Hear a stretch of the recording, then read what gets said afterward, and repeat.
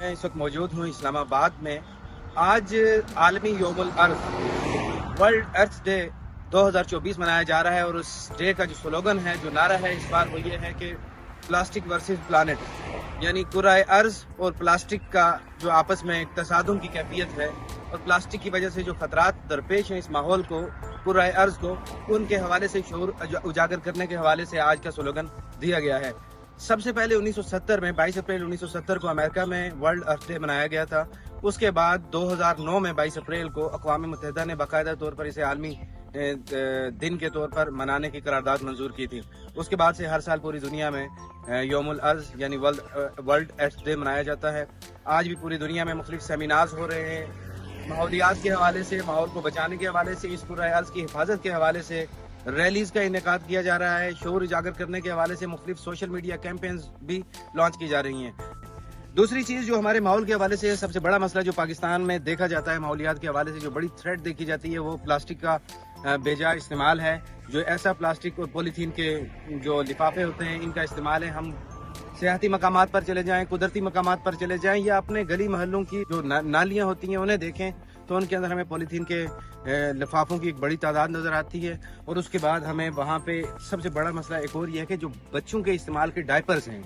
उन डायपर्स का वो एक चैलेंज बन चुका है, क्योंकि उनका बहुत वसी पैमाने पर इस्तेमाल होता है और इस्तेमाल के बाद उन्हें कचरा कंडियों में डाला जाता है और वहाँ से वो बगैर उन्हें तल्फ करने का कोई निज़ाम नहीं है, बल्कि वो शहरों में से गुजरने वाले जो नाले हैं उनके अंदर डाल दिया जाता है और उनके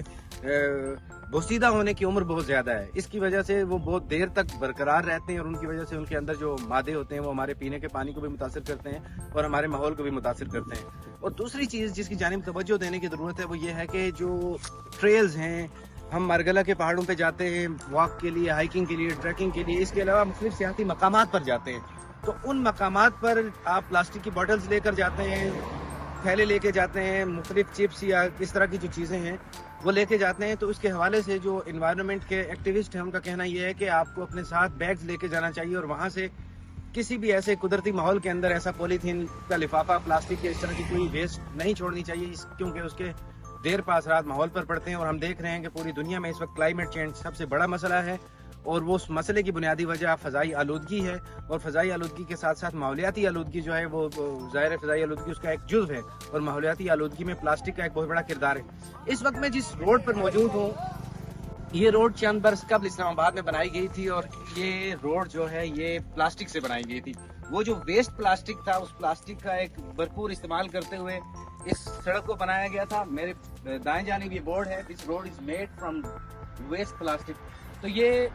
आज चूँकि आज के दिन की मुनासबत से ये ज़्यादा रेलिवेंट मालूम होता है, चूँकि आज के दिन जो वर्ल्ड अर्थ डे 2024 है, इसका स्लोगन यही है कि प्लास्टिक वर्सेस प्लानेट, यानी प्लास्टिक और कुर्राए अर्ज का जो आपस में तसादुम की कैफियत है उसको उजागर करना है। तो